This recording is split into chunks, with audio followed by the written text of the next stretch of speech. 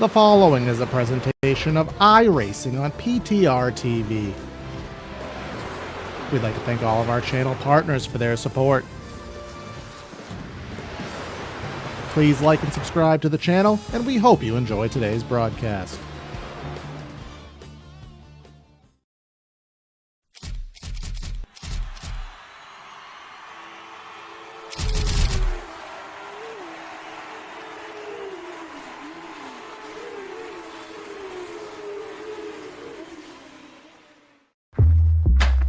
Whatever you drive, however you drive.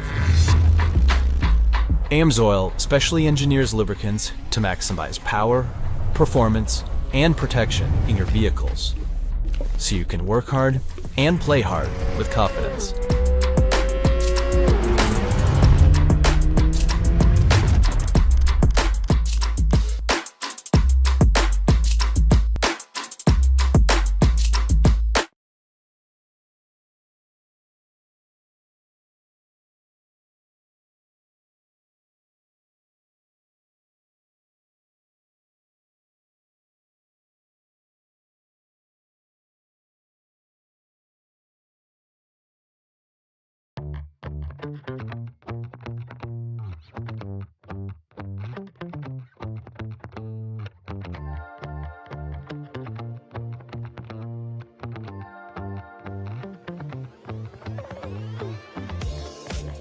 The last great Coliseum, Thunder Valley, or as Kyle Petty once said, fighter jets in a cereal bowl. It's Bristol, baby, Bristol Motor Speedway. The 30 degrees of banking, the 160,000 seats.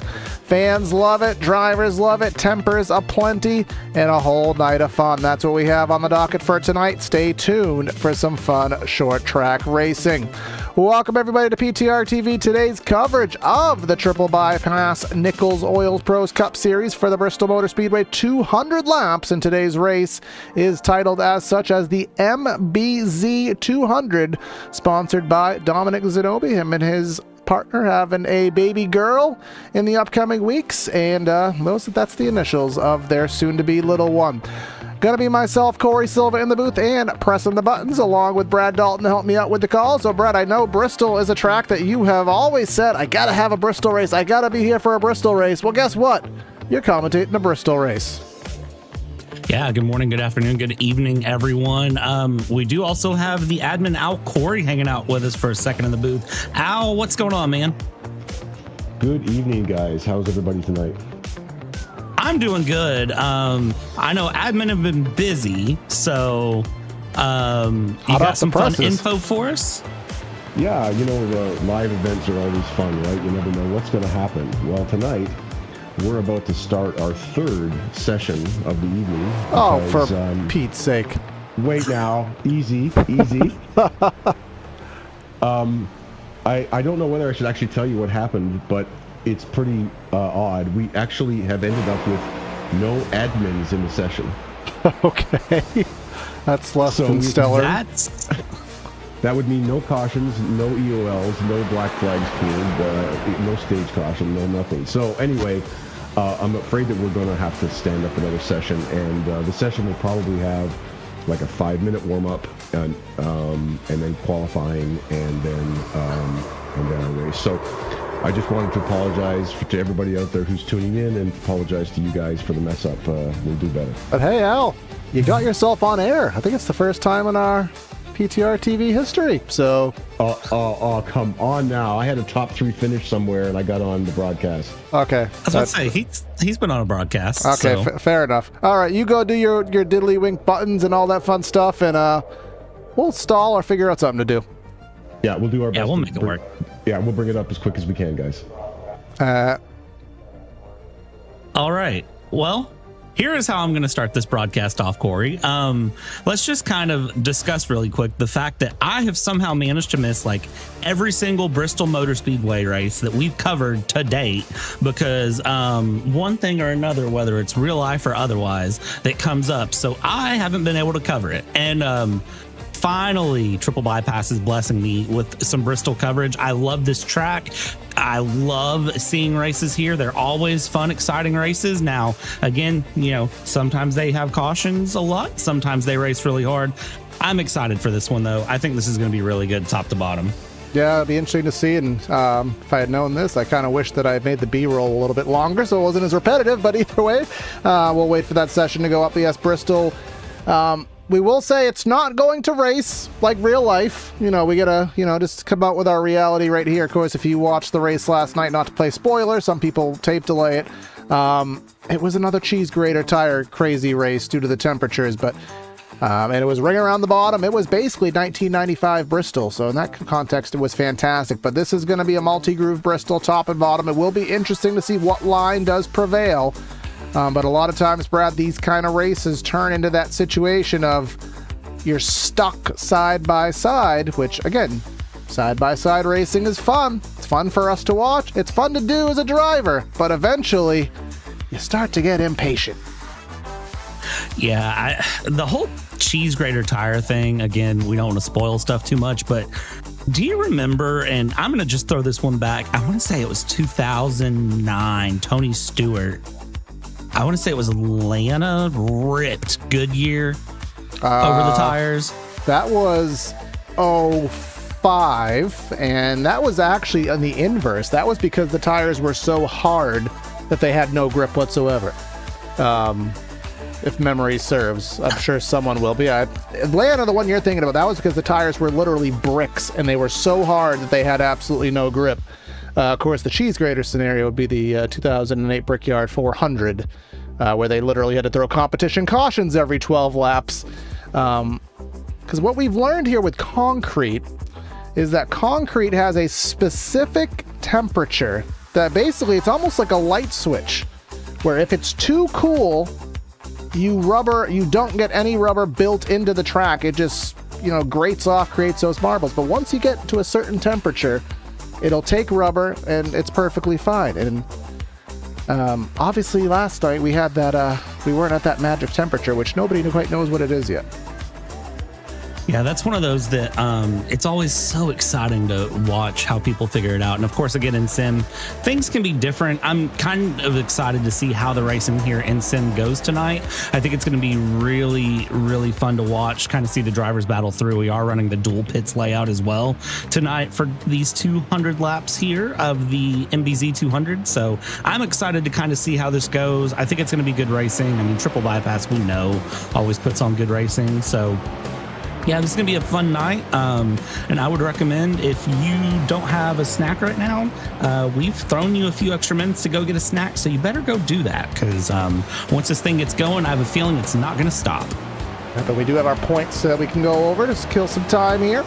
After 3 races, you can see Ty Bass locked in with the win. That's why he has that little green dot next to his number. But Steve McClendon is leading the points and going for 3 titles in a row. I think that would be a title turkey if he could pull that one off, Koresh. And then you can see it goes back to about 20 points or so separating the top 3. And again, our race today is sponsored and brought to you by Dominic Zanobi, a father-to-be. Of course, he is...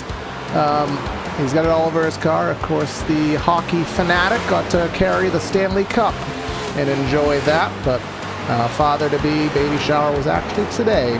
And, that's not the way you want to treat your daughter's paint scheme there. Dominic keeping it out of the fence. But 30 seconds in practice and definitely hurting the vehicle doing that.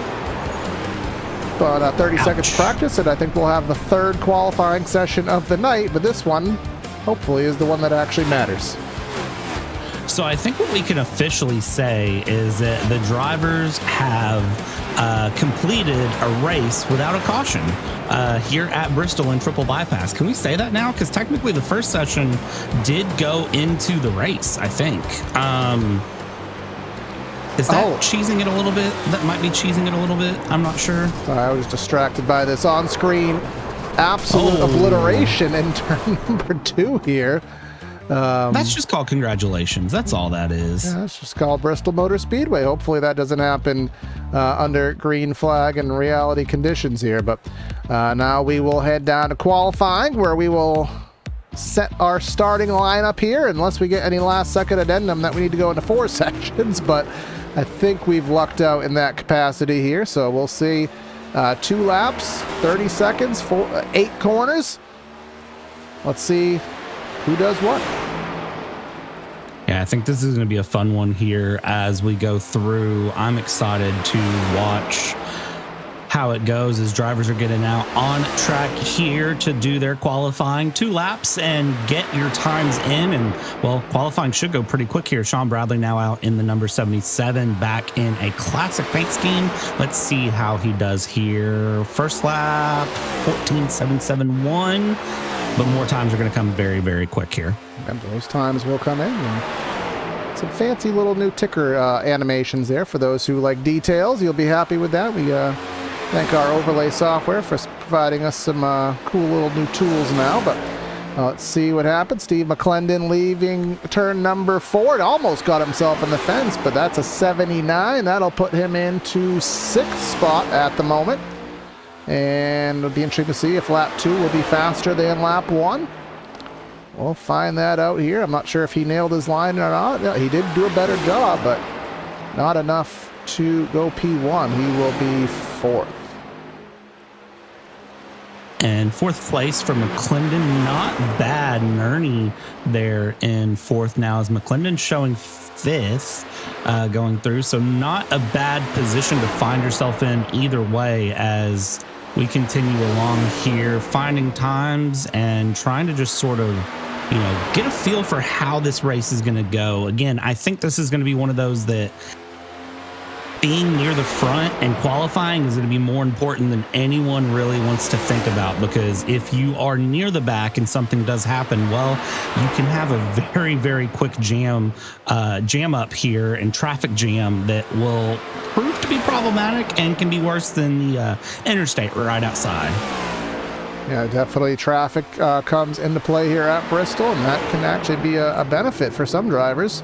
Depending on if you're trying to close in on somebody, sometimes a little bit of traffic actually works to your benefit here. But here comes Alaka. There was a myriad of EOLs in this session, drivers starting end of line, which we do have about 9 or 10 drivers not even qualifying, probably because they're going to have to start at the back anyways. So some of these drivers just getting some extra practice. Keith Hanlon there in that number 15.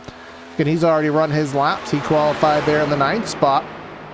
But just getting some extra practice laps in, which doesn't hurt. But look at the board here. Kyle Gresh, 14.6 flat, essentially. 7/100ths up on Brad Kress for P2, which 7/100ths doesn't sound like a lot.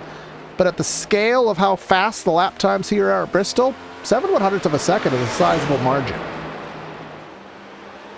It really is, and it's so funny because, Corey, we've talked about it. I've been covering karting racing here more frequently this year, and it's funny because we talk about, in kart racing in real life, hundredths and thousandths of a second making a difference, and Bristol is one of those tracks in NASCAR where hundredths and thousandths of a second truly do make the difference. So I'm pretty interested to see how these drivers handle, being that narrow of a margin, and who can kind of pull things out, who's going to find themselves under some pressure, and what really comes out top to bottom, because it's going to be a margin of hundredths and thousandths of a second that really makes the difference here throughout tonight's race. And that's actually another reason why passing will be so difficult too, is because the fact that times are so tight.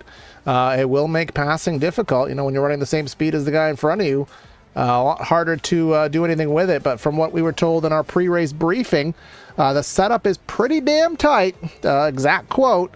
So tire fall off should be pretty significant depending how you drive the track. If you are aggressive and trying to get that thing to turn, you may have some of that to deal with. Hopefully it does, because that will make that passing come into play here. But 20 seconds left here before we get ourselves situated. I want to thank everyone for tuning in here to PTR TV. We have eclipsed 1,800 subscribers. Now the new target is 1,900. So if you have not taken the time to hit those couple buttons, it's free to do, and that will help us out immensely here on our mission to 1,900 subscribers. But now we will head down trackside, give you that PTR TV starting lineup here from Bristol. Looks like we have 29 cars strong. Starting off here today for the Triple Bypass Nichols Oils Pro Cup Series, MBZ 200. Brad, how about just start it on off first tonight? Yeah, and kicking things off here on the front row, it is Kyle Gresh and Brad Kress, P1 and P2 respectively. From there, we're going to go P3, Kyle Dewey. Can he do it from third place? We'll find out. Fourth place is Zachary Nerney in the 160. P5 here on the night is going to be Steve McClendon with Dylan Freeman in sixth place. P7 here moving along is Matthew Alaka. We'll see if he can unlock a win as he goes through. Sean Bradley in the Waffle House car, P8. P9, Matthew Epting in the Dr. Pepper car, and Keith Hanlon, the Pump King, in 10th place. 11 finds the likes of Adam Shaw. Wait, what? Something must be wrong with the graphics, because that is Sean Bradley's car. Matt Harmon going to be in the 12th spot. 13th is Josh Corner, with 14th being Daniel Williams. Something is going on because all of these graphics are incorrect. Actually, you know what it is? Ignore the cars. I think that might be from the last session and it didn't carry over. I knew something was wrong. Mark Gerald in 16th, Alex Squire in 17th, Keaton Crothers in 18th, 19th and 20th finds Tyler Rulis and Al Corey. And I'll just finish this off so we can get a little reset in. We got John Crutchley in 21st, Ty Bass 22nd, Michael Seymour in 23rd with Derek Catt in 24th. Nicholas Deal is in 25th with Ben Harcum 26th. And we have Emmert, we have Zenobia, our race sponsor, and then shut down the field is Donald Risto. A little bit of info from behind the scenes here, Al, behind the scenes, not from Al Corey. We have the info of 105 laps on a tank of fuel here with no cautions. So they, in theory, should make the stage, but past the stage, they will need at least one pit stop. Yep, and I mean, we say, you know, a caution-free race at Bristol is as likely as hitting the Powerball, but I'm not gonna lie, it has happened before, and I have covered races at Bristol that have gone cleaner than you could ever expect, and I've covered the exact opposites as well. So we'll see which side of the spectrum that we're on, but our race details, 200 laps, 70 is the stage, as Brad mentioned. 3 sets of good years with 1 backup car. And we just talked about what that fuel range will be. Our keys to the race, and starting off as such, top or bottom, what line is going to persevere? Take your pick. We don't quite know. A lot of times it's the top, but bottom has been pretty good in iRacing as of late. Patience, it is Bristol. As I said earlier, keep your head on straight, and then to pit or stay out. You get 3 sets of tires. You have a guaranteed caution. You don't want to pit too early and run out of tires for later in the event. The tire gamble is going to be, I think, the $1 million question here. Fuel, yes, you can make it 100 laps, but what can you nurse those tires to make it through? And that is really where I think drivers are going to find themselves hurting in multiple ways. So it's going to be sort of a gamble in more ways than one with that as they go through. So I'm curious, again, just to sort of see how everyone handles that along as they move through. We do just have an extended grid time right now, if that's, I was addendum yeah, I was that. hoping that I noticed that, one, my paints on my view are different than yours, and 2, I was trying to figure out if it was just an extended grid time that was happening or if my sim had frozen. Well, I already did a refresh of trading paint, so if I have to do another one, you know, we are also in week 13 on iRacing, but they did do, I'll go back to thought number 1.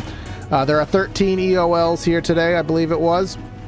14 EOLs, so they admin have time to click all the buttons and get everyone their penalties, so that way they can sort out on the grid. So that's why the extended grid time. And we are on week 13, which if you're a family friend who does not know iRacing as well, there's a quarterly build. Every 3 months we get a significant software overhaul. And in week 13, they don't do any official scored iRacing events. It's all kind of arrive and drive in leagues because iRacing wants to be able to work out the bugs, get patches out before they start their actual scored arrive and drive races.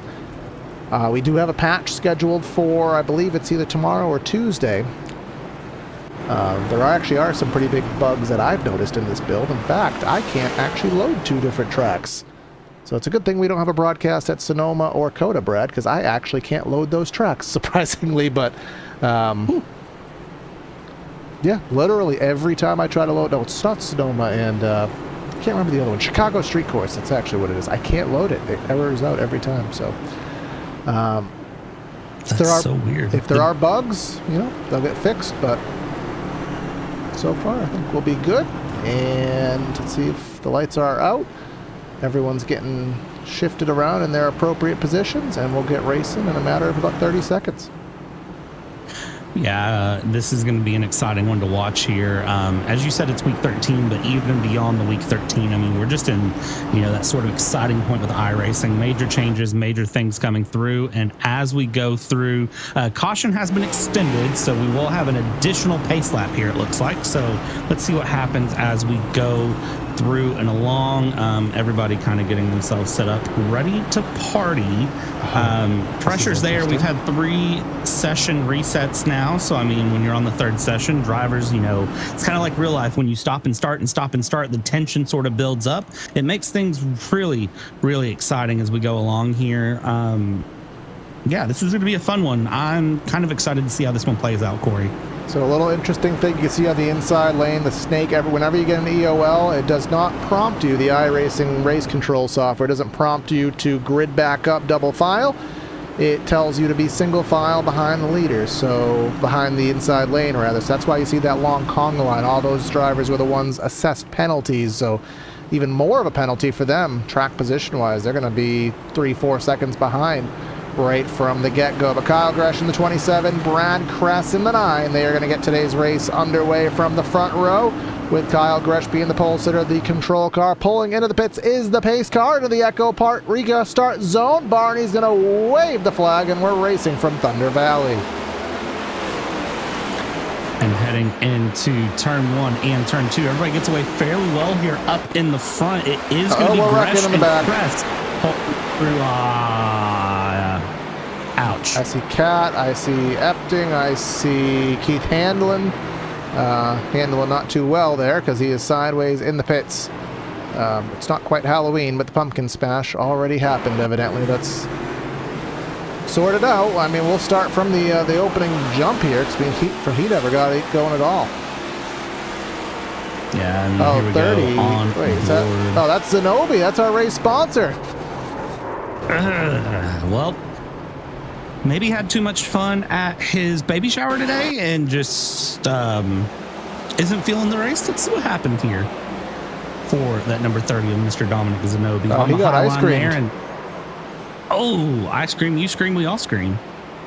And yeah, Handlin really didn't have anywhere to go. And then the 92 at Deal looks like he accidentally got into the 29. It didn't seem like any critical damage from anybody, but certainly you don't want to have that happen off the opening jump. And we do know, Brad, that these admin here in TBP, as the acronym may be,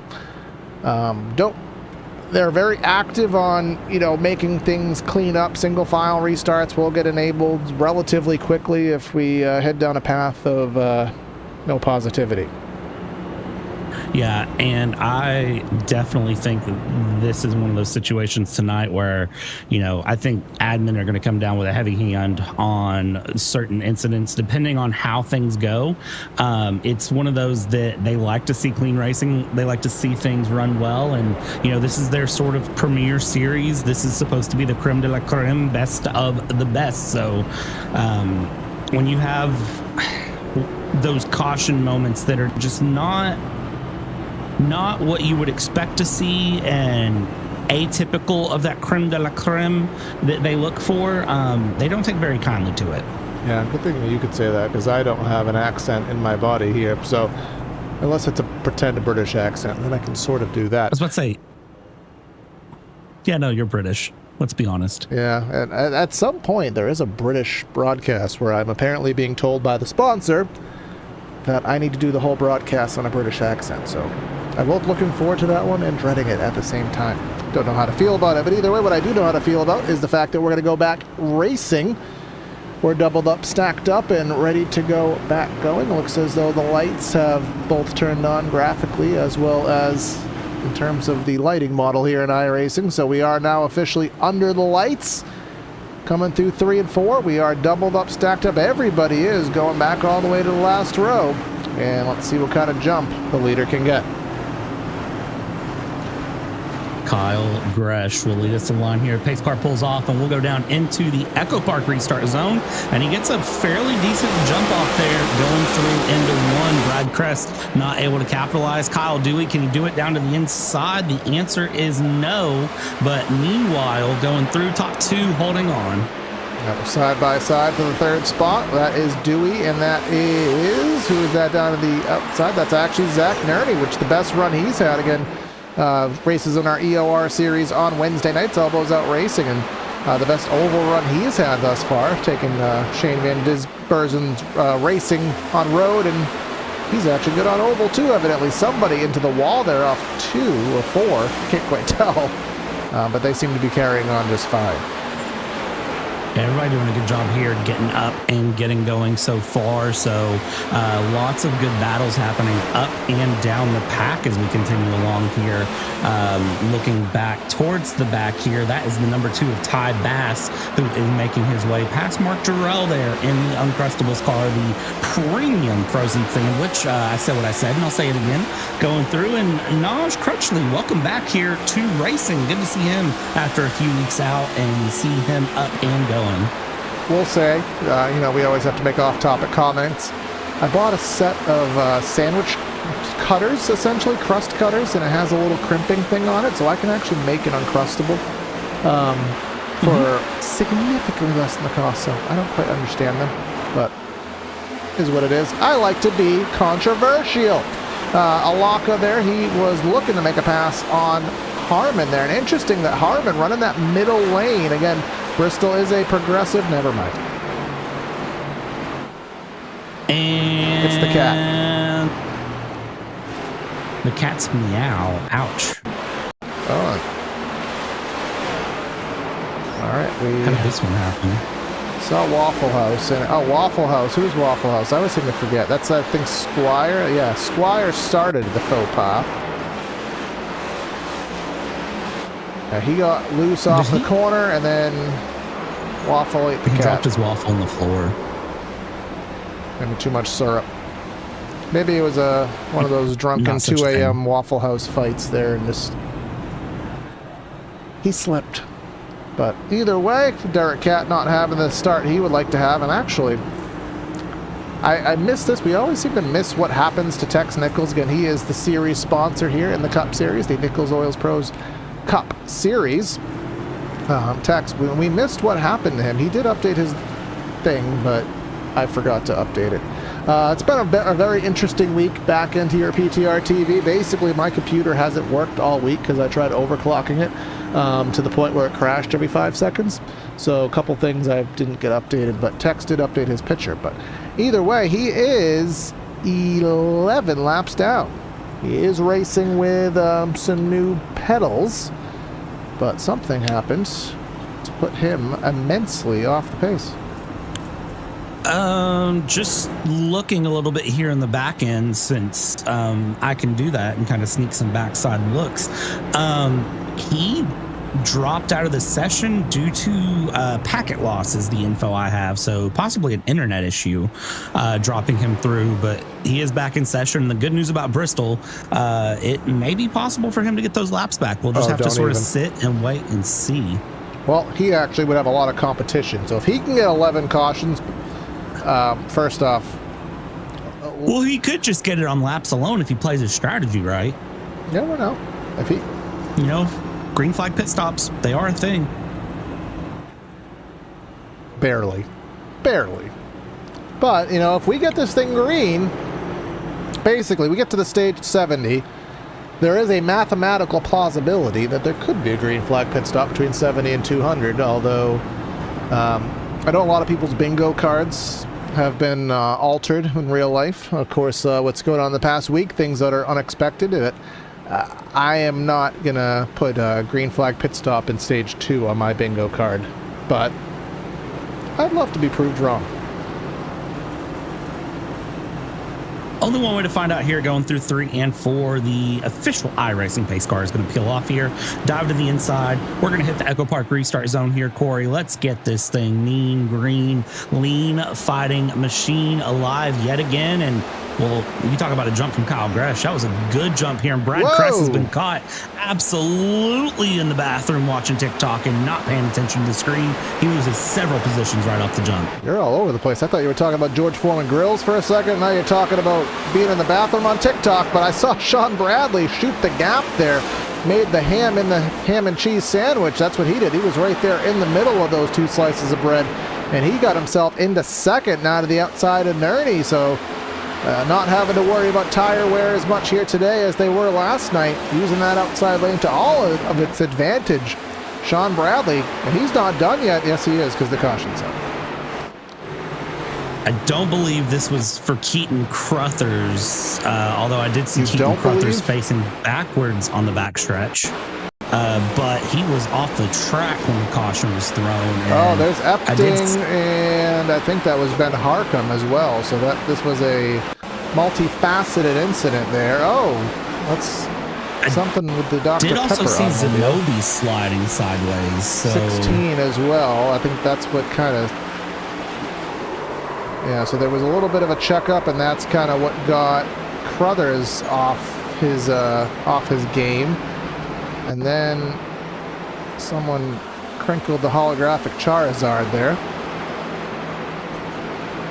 Yeah, Epting just got loose on his own and into somebody else. Not ideal. No bueno. So I'm gonna... Brad, I know you're in the session, but so you can kind of see stuff that I can't see. But I'm gonna take a gander out, not outdoors, but a gander. We're probably going to go single file for this restart. I'm going to be willing to bet that just based on we're lap 21 of 200. And again, we know that admin have an iron fist here. No surprise to anyone that admin here at Triple Bypass have a stern iron fist. And again, as I said before on the last caution, this is the Sunday series. This is the creme de la creme. They look for exceptional racing. So I won't be surprised to see them kind of drop the elbow and say, all right, guys, single file, clean it up, get it going.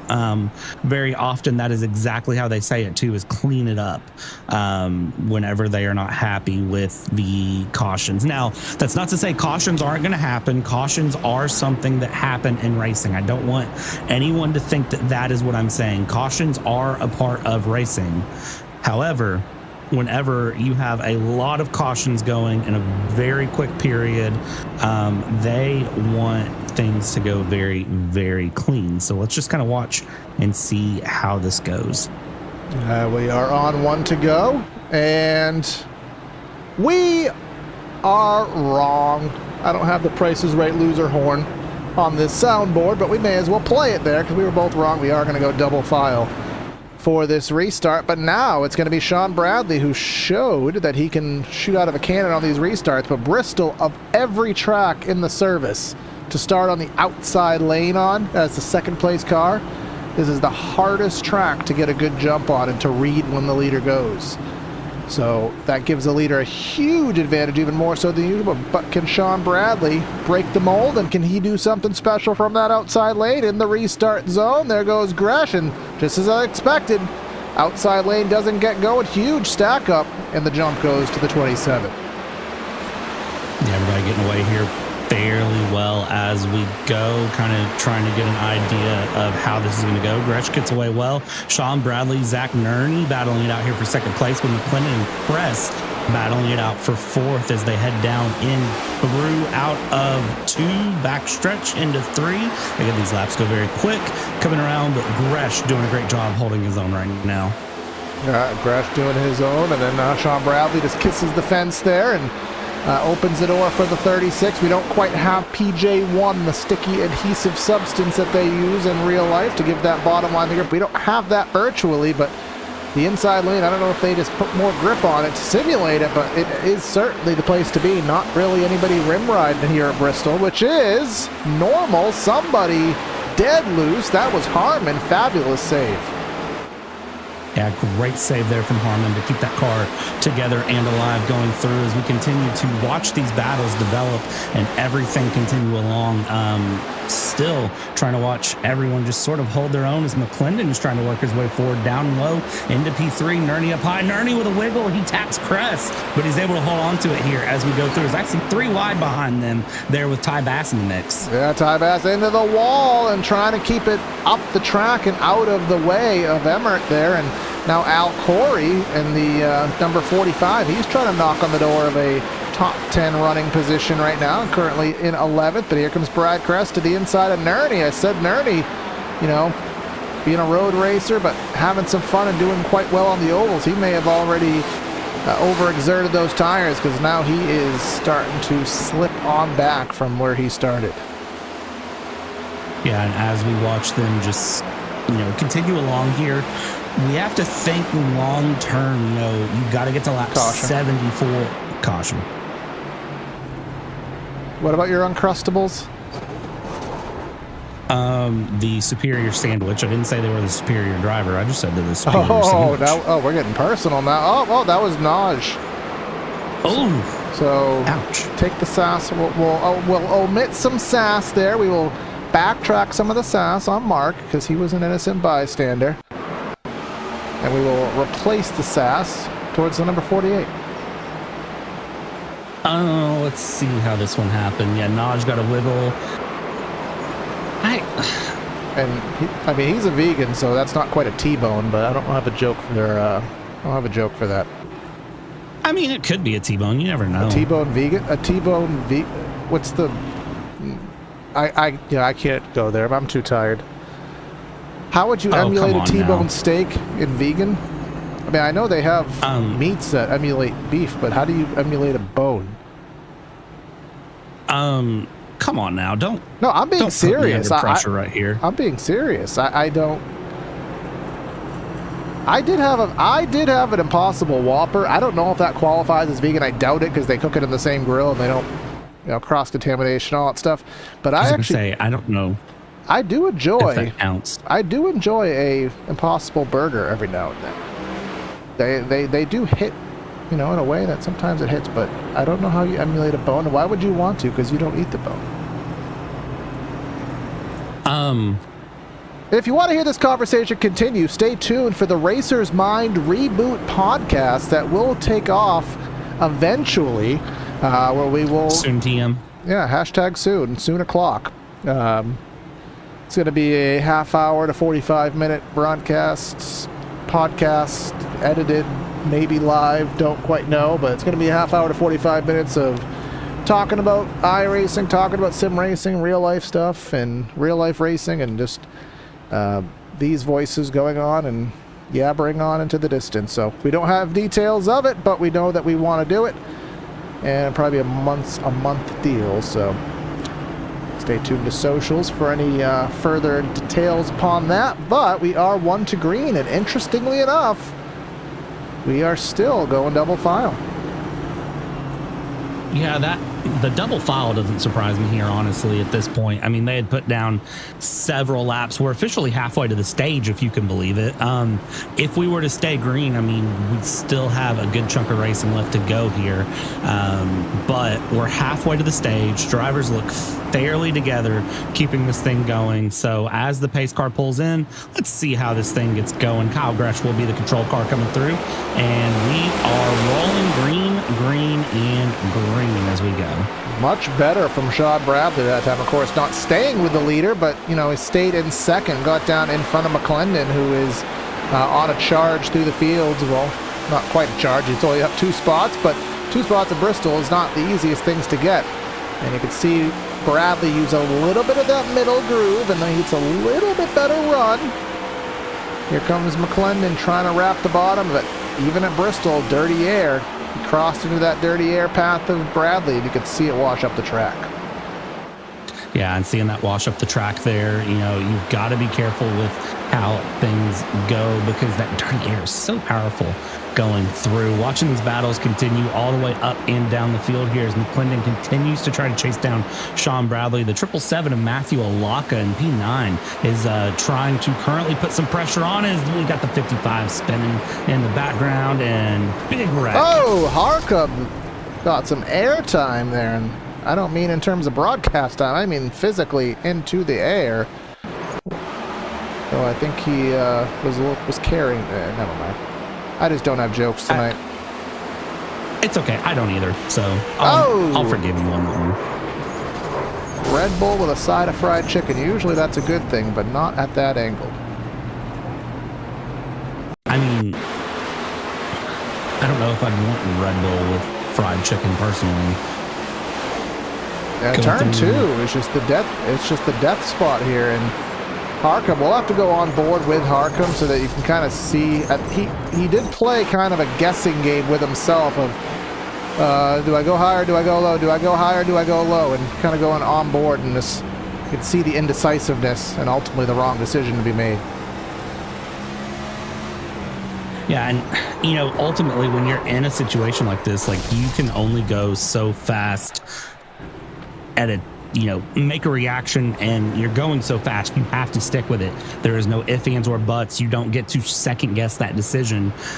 You get what you get, and that's it with it. So obviously, roll the dice, guessed wrong, and unfortunately paid the price for it. There's Mark Gerald getting a lap back. That'll put him back onto the lead lap, giving us at the present 23 drivers. Of course, some of them have already had to use their fast repair. In fact, at least 5 of them have already used that fast repair. So that just goes to show you how... I'm actually surprised. No, I'm going to take that back. I'm going to walk back on that thought. Being the fact that it is Bristol, I'm shocked that many drivers did use their fast repair, unless the damage was too much, and it is difficult to get repairs done here with how quick these caution laps are. Yeah, I mean, we talked about it earlier. Tex Nichols being down 11 laps. It does look like we've lost him from the session here. And we were kind of saying, 11 laps, that's a lot of laps to get back. But at Bristol, I mean, you green flag pit and you go down 3-4 laps pretty easily here, at least, if I'm not wrong. And also getting reports from Tex that his iRacing has crashed twice now. So week 13 gremlins are here. There is a patch coming, and I am going to confirm for everyone that patch is coming, I believe, tomorrow is what I'm going to tell you. So 15th, if that's wrong, yeah, if that's wrong, I'm not an iRacing admin. Don't yell at me, but we're coming through turn 30 to take a green flag for another restart. Yeah, we'll have to play our old caution game counter later, because I don't remember where we're at, but it seems like a pretty high-ish number. So, but either way, let's 27 to go to the stage. Bradley trying to time the restart and still can't do it. Green in the air. There goes Gratian. Now McClendon has sole possession of the inside lane and sole possession of the second spot. Never mind. Bradley's trying to fight, but can't stay. And never mind. Oh, Brad. I don't actually know what this caution's for. Zanobi? Yep, Obi-Wan Zanobi. And possibly Ben Harcum, question mark? He got Waffle Housed. I tell you what. Tell us what, Brad. Tell us what. Waffle House after race night is usually pretty good, but I've seen so much of this Waffle House car tonight, I may not want a waffle when this is said and done. And I'm pretty hungry because I ate dinner at like 3 o'clock today for some reason.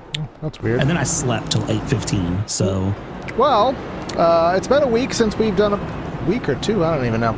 But we do have a recap video of what happened at the Auto Club Speedway in our second race of this series. So let's go, and while we're under caution again, it may run a little bit long into the restart, but we have a side-by-side for that. But let's go see what happened at Auto Club.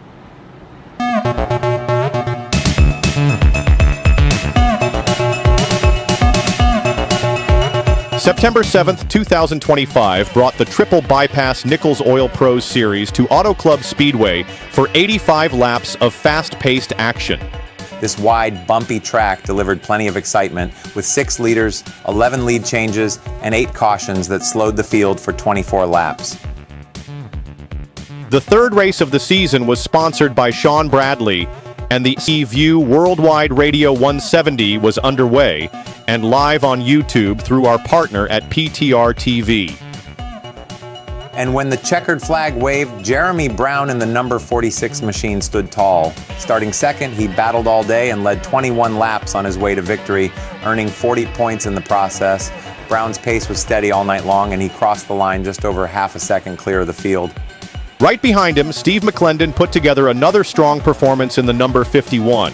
He started on the pole, led a couple laps, and finished second, just 0.58 seconds back. McClendon's consistency has been a trademark, and Auto Club was no exception. Finishing third was Keaton Crothers in the 809. While he didn't lead a lap, he still brought home 34 points after starting 6th and keeping himself in the mix throughout the green flag runs. His late race push sealed another top 3 finish. Sexy Waltrip grabbed 4th in the 27 car.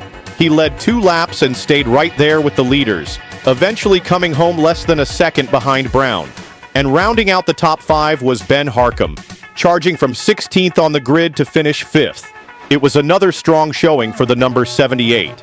Fastest lap honors went to Ty Bass in a blistering 40.2 second lap. That's some serious speed on this 2-mile oval.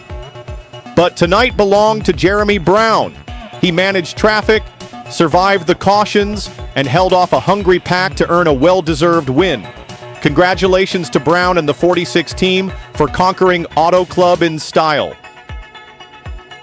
We hope you enjoyed this Triple Bypass Nichols Oil Pros Series recap. We'll see you next time.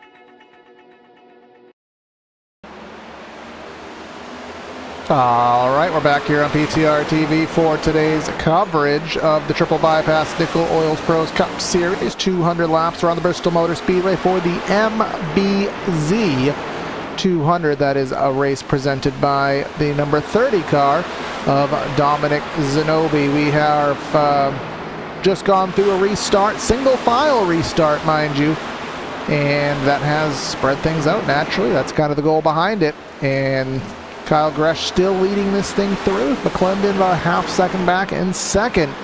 And it looks as though that 27 is starting to stretch the gap. McClendon, I don't know if he's trying to save for some long run pace, but no need for a long run pace. We only got 17 laps to the stage.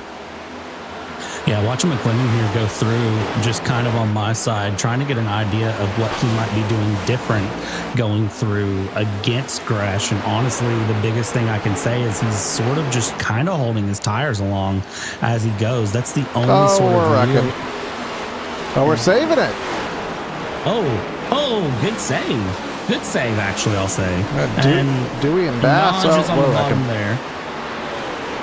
No, we're still good. Naj is just sitting on the bottom on the backstretch. He is trying to be very specific to keep the race green, and I fully respect that. I don't think we'll stay green. No, we're not.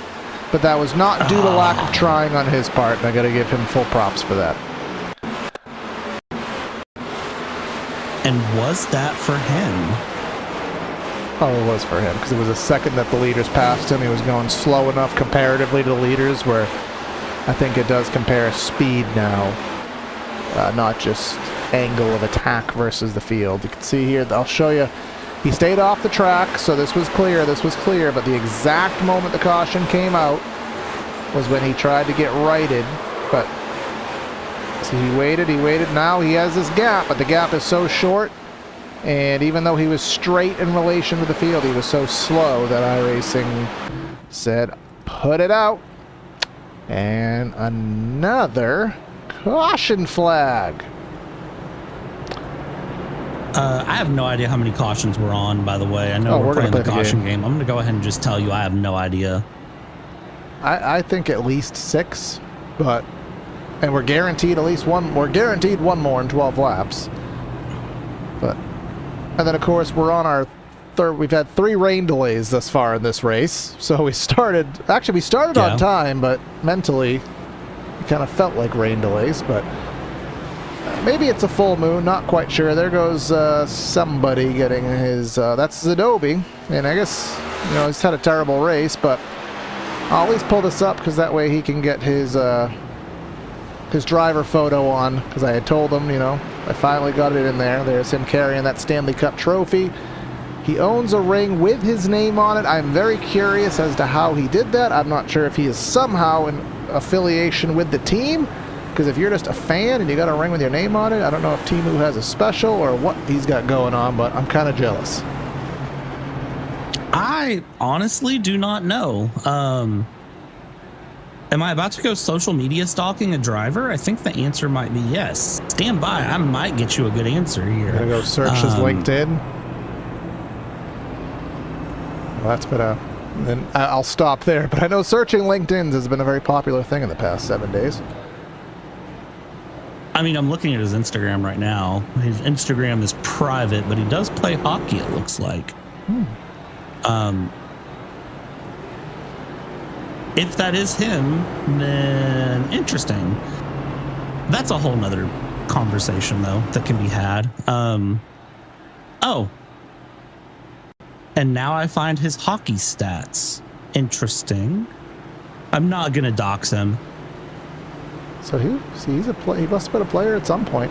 I know there was a story a couple of years ago of a backup goalie who actually ended up playing in the NHL and actually managed to win the game. A kind of cool little tidbit of information. It's from the Chicago Blackhawks, not the Panthers, though. But let's go green flag racing on another restart. Single file. Thought single file restarts would have actually helped second place since they didn't have to time the restart as much, but McClendon still didn't stay right to the bumper of Gresh, but either way, 8 to go this time by, racing to lap number 70, and they are very well spaced out. But that's not the problem tonight, Brad. It's not the contact, it's the getting off of the corner without spinning that has been our problem tonight. Yeah, and that's, unfortunately with the small size of Bristol, once a little bit of a spin does start, if you contact another driver, this weird ping pong effect has been happening that I don't remember seeing before this week, where it's like tapping the side of a car sends your car uncontrollably flying. But that's kind of what we're seeing, and it's unusual. But the one thing that I am seeing that is not unusual is the fact that Okay, Tom Jones. Kyle Gresh has pace. It's not unusual to have pace. Now I just want to do the Carlton dance now. A dance that I can actually semi-do, as a matter of fact. But we are having a battle for second, I think. Sean Bradley utilizing that different lane. Everybody else is dedicated to the yellow line, but he is now in that second lane. And as I always frequently say, iRacing scan of Bristol is heavily outdated. And it does actually have 3 tiers of banking here. So running in the middle lane actually is more banking than running on the bottom. That's how this track was originally reprofiled back in 2007. Gave that middle lane, I think it was 28 degrees, and on the top was 30. Of course, since then they've taken it from 24 to 28 degrees, if memory does serve. But either way, using those higher lanes definitely gives more momentum. But Brad Crest trying to find that momentum all the way up to the top, nearly 3 abreast. And as they go through, Zach Nerney trying to go low there on Ty Bass, as Ty Bass had been battling Brad Crest. They hold it off, good side-by-side battling. And here we go with Ty Bass making a dive down low, trying to get past Brad. He's going to try to swipe it up here as we go white flag to the stage. Yeah, white flag for the stage, and never mind. I thought they changed it to call it at the end of the lap, but evidently not. And we're wrecked. No, actually, so that's why. That's not the stage. Yeah. It is the stage. It's encompassed the stage, but and they still haven't moved yet.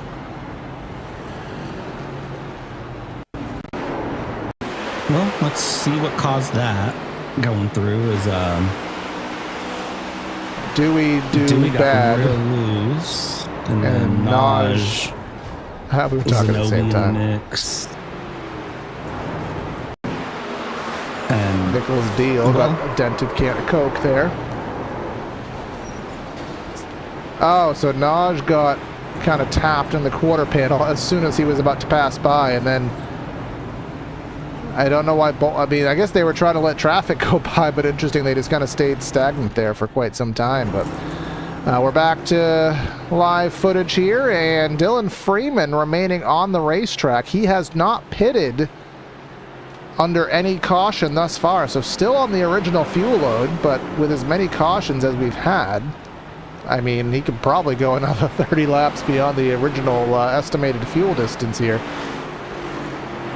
I mean, honestly, if I'm Dylan Freeman, I'm staying out right now, because here's the thing is so everyone pitting right now is going to have to pit again. He is basically rolling the dice of what I like to call in Formula One world, a one-stop versus two-stop strategy. And he's rolling the dice that a caution is going to come out at a point where he can pit and then not pit again and just basically pass everyone through a pit stop cycle and get lucky. There goes Al Corey up to second. We are utilizing, by the way, both sets of pits here at Bristol, which I think they can fit 22 drivers on the front pit, so the remainder are on the back. We are racing, as you said earlier in the opening, Brad. This is the dual configuration, so that way you enter the pits upon your own side of the racetrack. We aren't going to enter in turn number, turn number 2 and then go all the way around. So couple nuances that have to be learned with that. I think handling here, and some of these drivers are having to wait for the field to pass by before they can go. That's just kind of nuances of that backstretch pits.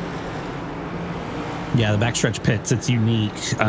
Seeing a run, again, most run just the single pit configuration. But I do like the dual pit layout. It adds some sort of strategy and different things that you have to think about that most of the time you don't see here as we go along. This is going to be an exciting one to really watch as we go through and see how this goes as we're 1 to green and we're single filing yet again here. This did count as the stage. We're through the Echo Park restart zone, and Dylan Freeman is freely jumping forward here against Al Corey. Yeah, Al Corey caught sleeping there, and he's not feeling good. Maybe his reaction time has paid the price for it. But Gresh on the fresh tires. Al Corey, he did pit, but he only pitted for 7 seconds. I'm not sure if that was fuel only or 2 tires. But he did not have a 4-tire service made, and surprisingly, it's been 2 laps, and Gresh hasn't gone anywhere yet. So the first time Gresh has really had dirty air all event. Well, and dirty air is such a difference for the car compared to clean air. So depending on how Gresh is feeling, that dirty air can make a world of difference and a herd of difference going through. Let's see what happens here as he's trying to go through. He wants to squeeze the nose in there through the Al Corey with a big wiggle, weeble, wobble, and wreck him. Default. Oh, dead center middle of the track, so hopefully everybody can evade. So far, so good. Everyone's getting around, but what happened? Was it contact? No, it was just troublesome turn number 2. Turn 2 is... I have a feeling that there's an iRacing dev out there somewhere that's going to have a very angry email from at least one of these drivers about turn 2 by the time this race is over, because turn 2 has been a absolute hitman tonight on drivers. It's taken a lot of people out. Yeah, I mean, in this track, Bristol, it did not undergo any substantiate change. It has just underwent graphic updates in the past 2 weeks, well, the past 2 months or so.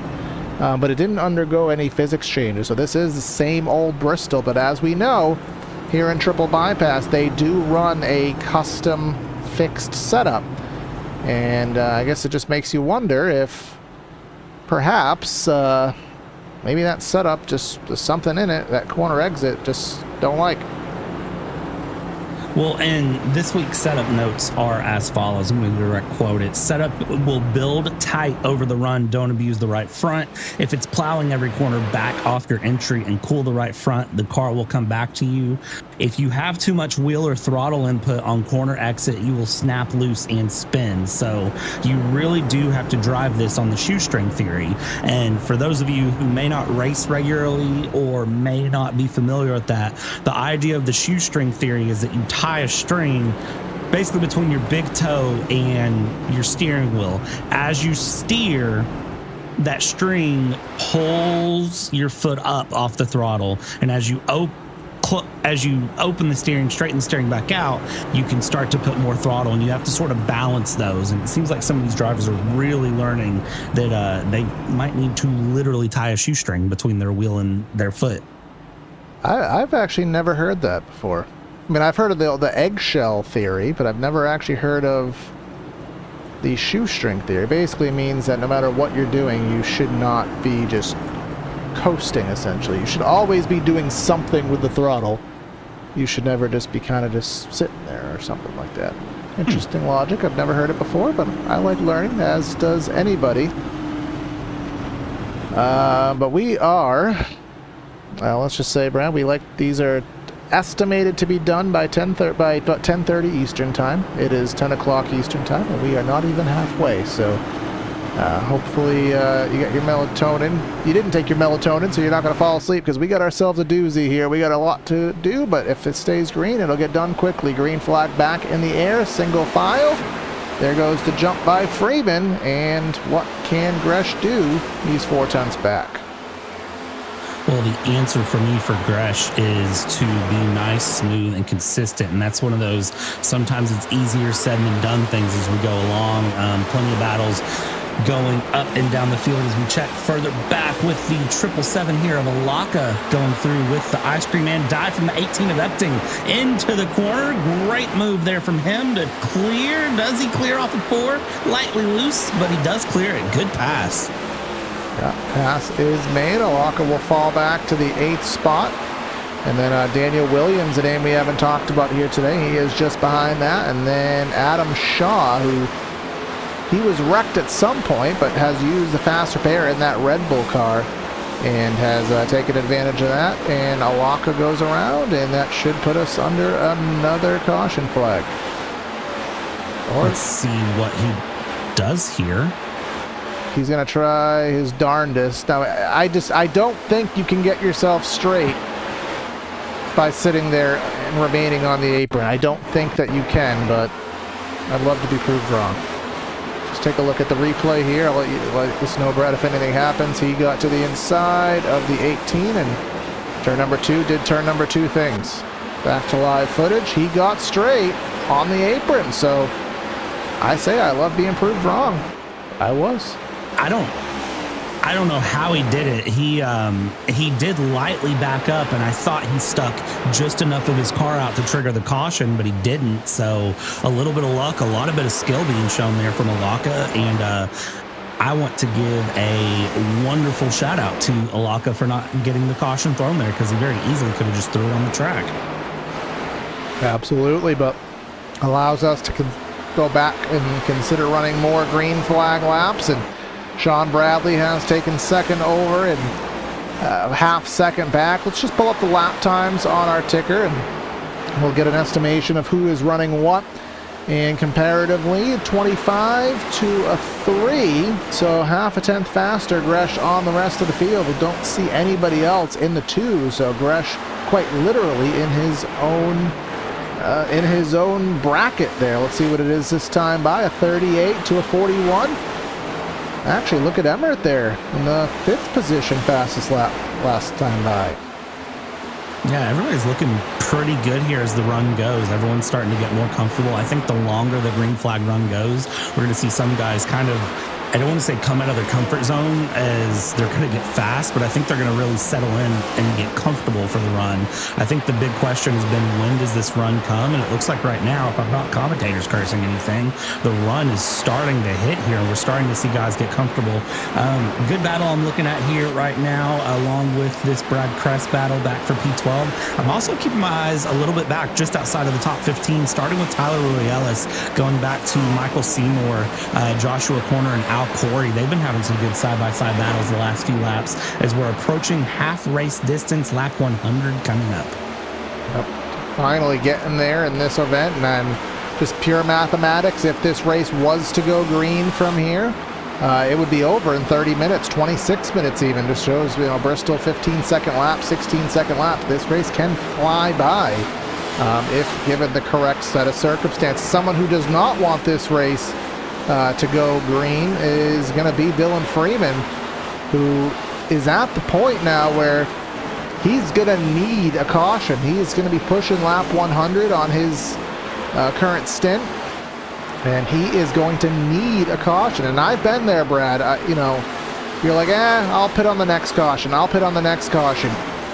just your luck, there won't be any more cautions. Maybe these drivers will suit things out, and they'll sort things out, and he might have to lose 3 laps on a green flag pit stop. Yeah, not going to be ideal for him if that's what happens, but with some of the good battling through the track, like what we're seeing Brad Crest, Derek Cat here going through and battling, I mean, it's not out of the realm of possibilities for him. I mean, essentially he's playing Vegas here in Bristol. He's just, rolling the dice and kind of trying to see what comes through, and I mean, that's all you can do in his position. If you're going to commit to the bit, you commit to the bit and see how it plays as we've officially hit half race distance and the Waffle House car is into the pits. Good shot here from the center of, I believe, 3 and 4. And you can see a continuous loop of cars here at Bristol Motor Speedway.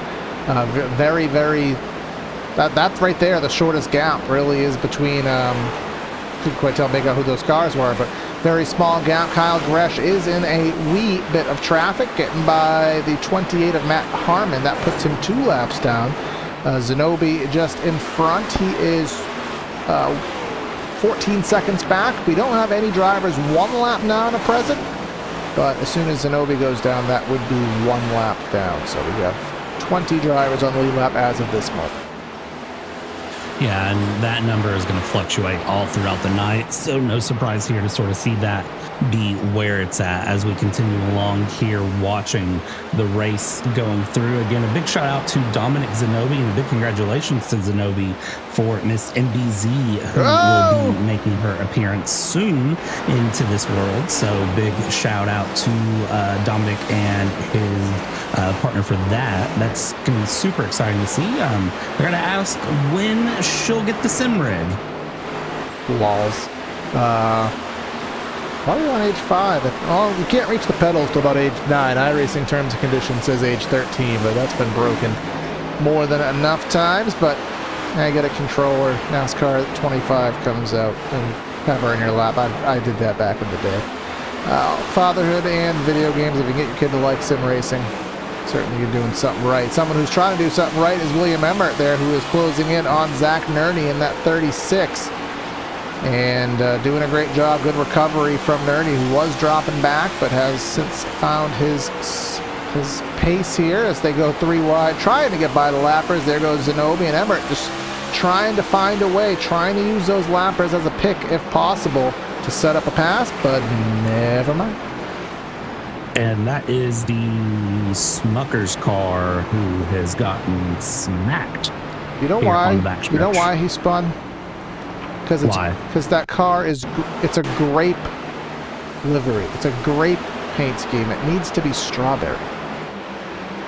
They do also have a mixed berry and I think a raspberry one out, and they also have a Nutella encrusted. If you haven't seen that. But I was so worried about listening to you there, I didn't actually pay attention to what happened. I think he just hospital wobble on corner exit, and Derek Cat had a little kiss in that as well. Again, one of those situations where Kat was trying to guess which way to go to stay out of the wreck and unfortunately guessed wrong. And talk about a lifeline right there for our wonderful friend Dylan Freeman. That's what he needed, 110 laps on 1 set of tires, 1 fuel load.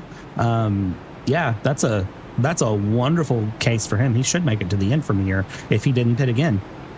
I'm sure everyone should be just fine. 90 laps, of course, green, white checkers can extend that, but these drivers right here, Emmert, Risto, Deal, Cat, these are drivers on the backstretch pits, which I will say the way that the sim implements the backstretch pits, I don't actually find them to be that detrimental. Back in the day, prior to, I think it was 2003 was the first year they did the single pit configuration here at Bristol. You basically lost like 10 spots every time you pit. Even if you pit from the backstretch pits in 5th, you wouldn't come out any better than 15th. Dale Earnhardt, 1999 Goodies 500, the famous race with Terry Labonte, the Rattle His Cage race. He was the first driver to ever win here on the backstretch pits in 1999. I looked the fact up, so you didn't have to, rip Bill Weber. But we are past halfway, and Al Corey is our race leader. good to see Al up front. I know Al's been sick here the past week, so it's good to kind of see him get up front here, 1 to green this time by. And I'm curious to see what that Canadian Tire Camaro can put down on track here, as Joshua Corner is in second place. Dr. Pepper here going through. P3 is Kyle Gresh. Kyle's going to be aggressively trying to get up front. And then, of course, you have McClendon. You've got Sean Bradley up there. You've got Epting in the mix as well. A huge gap on the outside lane here. Somebody maybe not up there. Epting was supposed to get up there. Saw a big space that Seymour was leaving. We'll get sorted out here for the restart. Al Corey, the control vehicle, heading into the restart zone. Corner to the outside, and Gresh trying to get that clean air back on the nose, and sleeping is Corner there. That will again hurt that outside lane immensely, and Al Corey will get them fired off. Yeah, great run from the inside line there as we're already back under caution. Big wreck 1 and 2. Who is it? On the side shot, I didn't even see anything. I was going to say, I'm going to double check myself here as well. It's the ice cream. It's Emmert. All right, we'll get queued up here in a moment. We'll go back to the restart from our... And we won't go to the Goodyear blimp because the blimp will get cut off by the scoring pylon. Not clear, bro. Yeah, that's what that was. That was the 55 of Adam Shaw, who has since temporarily retired or fallen out of the race world here. On board with Adam Shaw. Now... Not nothing clear. Shaw can do there. Yeah, not clear. I mean, you could say, well, he didn't have the spot to run that line. I mean, I guess you could put that argument into play, but no, Adam Shaw's back. He did just disappear for a brief moment, but all right, let's do through the field here. I was debating going to commercial, but I'll spare you guys going to commercial. Al Corey leading this race down. We got Kyle Gresh in second, Steve McClendon in third, Zach Nerney currently running in fourth, Josh Corner in fifth, Sean Bradley running in the sixth spot, and seventh we'll find Daniel Williams. Eighth we have Matthew Epting, Ty Bass in ninth. He's been kind of an on factor here today, and then Michael Seaborn in 10th. Moving on from there, P11 is Brad Kress, with Keaton Crothers following behind in P12. P13, Adam Shaw, and then P14, Donald Ristow. Derek Catt finds 15th. Dylan Freeman, William Emmert, Dominic Zanobi, our race sponsor, P number 18. Tyler Royales, P19, and Mark Jarrell in P20 here. That was the last driver on the lead lap. We have off the lead lap, we got Kyle Dewey, we got Matthew Alaka, we got John Nodge Crutchley, we got Keith Handlin, Matt Harmon, Nicholas Deal, and the last driver currently registered. He's not on the track racing, but he's still registered in the server. Alex Squire, the Waffle House car, has certainly had a rough day. Al Corey is the leader, and he is inexplicably... Never mind, are we going single file? Because I was going to say, why in heaven's name would he choose the outside lane? But we're single file. We are coming through 3 and 4 here. Let's see how this goes. Typically, it's going to be one of those single file restarts if you can't get at least 2 laps under green here in triple bypass. It's kind of the standard that they have as we come through, hit the Echo Park restart zone. Al Corey will get things going. Let's see how he goes. But Kyle Gresh was very much ready for him as we get going green here at Bristol, lap 118 to 200. And Steve McClendon already on the charge. Al Corey, I worry for you, sir. One up high, blocks down low. He loses out to Gresh, and McClendon's going to just sweep the bottom. And that is a difference of 30 lap tires as well. Between Gresh and McClendon versus Al Corey, who is going to start to fall back. Josh Corner, 48 laps on his sequence there in that number 16, so we'll see how he can persevere. We don't quite have the live telemetry on the tire usage here. Again, 3 cents to be had. Obviously, certain drivers are wanting to save one for that late race caution, and we seemingly have no shortage of cautions.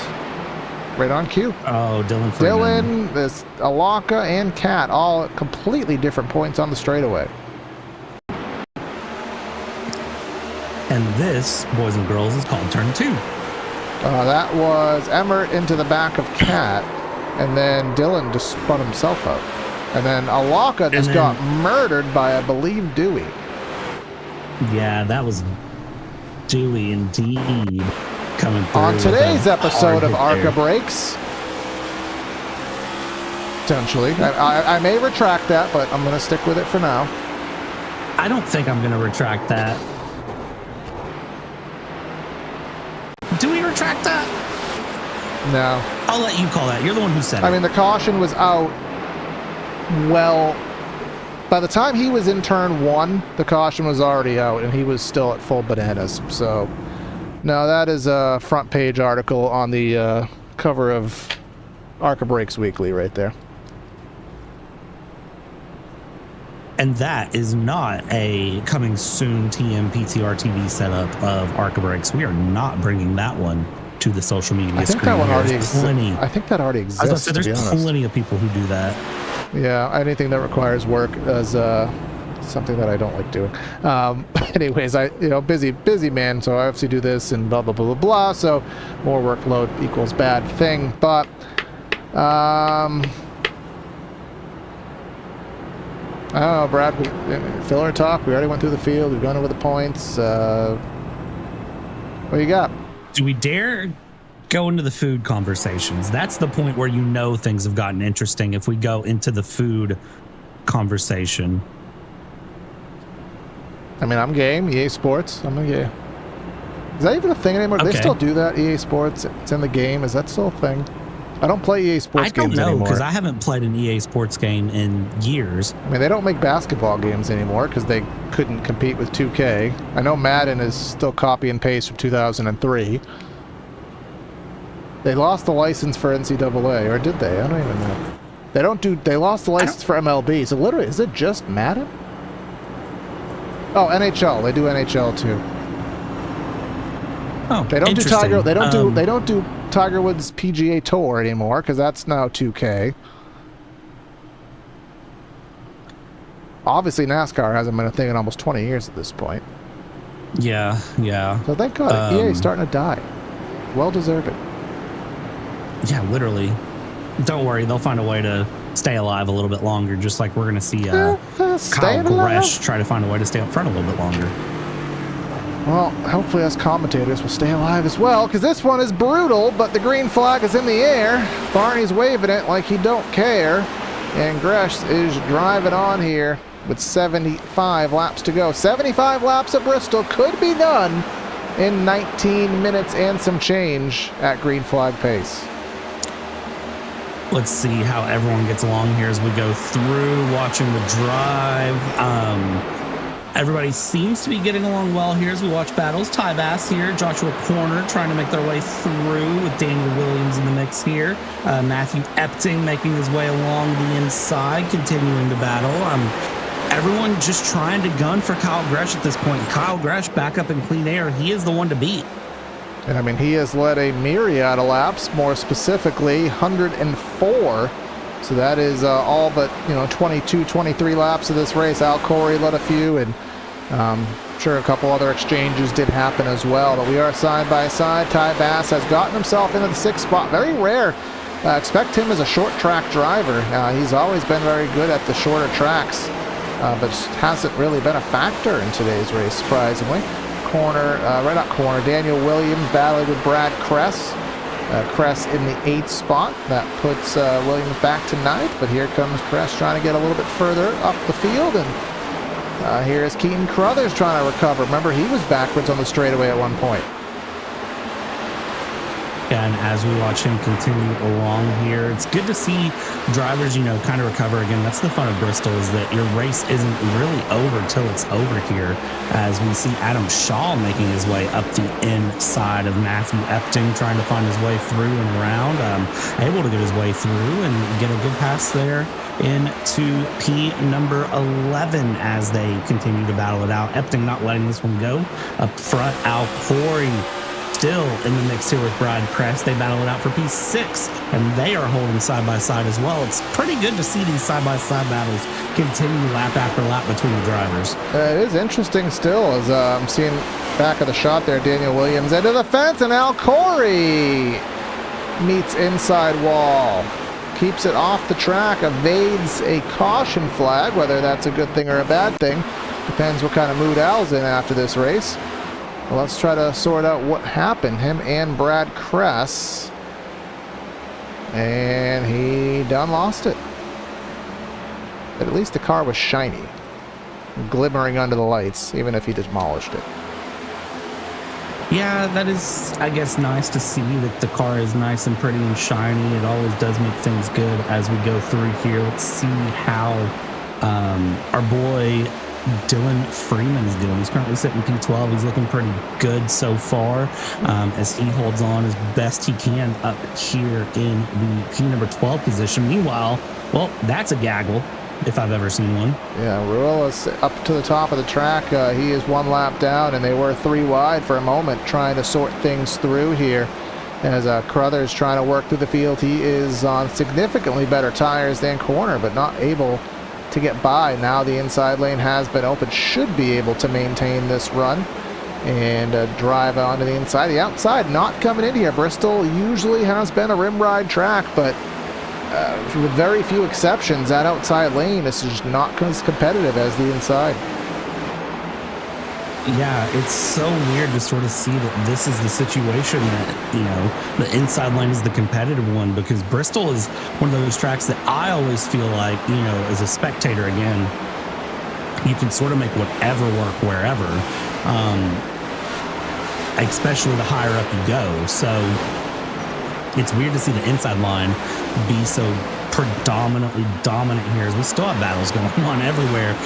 Nobody wants to let things go, and you know, as we keep this run going, the conversation is going to become sort of a, you know, what do you do to get past someone, and how long do you hold side by side with someone? Because there are some pretty good gaps starting to form in the field as we go along here. Yeah, Ruella's into the pits there. I'm not sure what happened to him, but either way, he is in the pits. And Zach Nerney, I mean, you know him, obviously you've been talking to him a lot as the one of the top dogs there at EOR on Wednesdays. How much oval experience does Zach actually have prior to this? I know obviously he races in the GT3s or in the multi-class series, but how much oval experience does he have? Because he's doing a bang-up job tonight. Yeah, so Zach actually has a Class A iRacing license in oval and has a lot, and I mean a lot, of oval experience going into this. So he hasn't ran it in a while, but I will say, just from talking with him, he has the experience, he has the know-how, and he's been looking to get back into some good oval racing for a while. Now, there is an I-rating cap here in Triple Bypass. He doesn't exceed that I-rating cap, but he is, you know, he's up on the upper echelon of the I-rating here in Triple Bypass, which I would say is... No, he's only 1800 oval I-rating. Oh, I thought he was higher than that for some reason. Well, hint, look at your timing screen, scroll right. Yeah, you know. Anyways, with that being said, he's right, you know, runs really good, has that A-class license, has had that for a long time, and so he knows what he's doing here as he goes through. So no surprise to see him run a top 3 right now. Yeah, no surprise there. And up front, McClendon right now, he is far enough back to where the dirty air is not really affecting his car. He's about 7/10ths back now, almost a second back as a matter of fact. So this is kind of a pure pace situation. That dirty air usually hits in right around 4/10ths of a second from what I understand. So that being said, he is running about a 1/10 of a lap, 8/100ths of a second to a 1/10 of a lap slower than Gresh. And is that cumulative? Is Gresh going to keep that pace for the whole run, or is Gresh going to have some kind of a fall-off moment? We don't know, but there are only 50 to go. And I guess the other important question is, are we going to have a caution flag where strategy may split?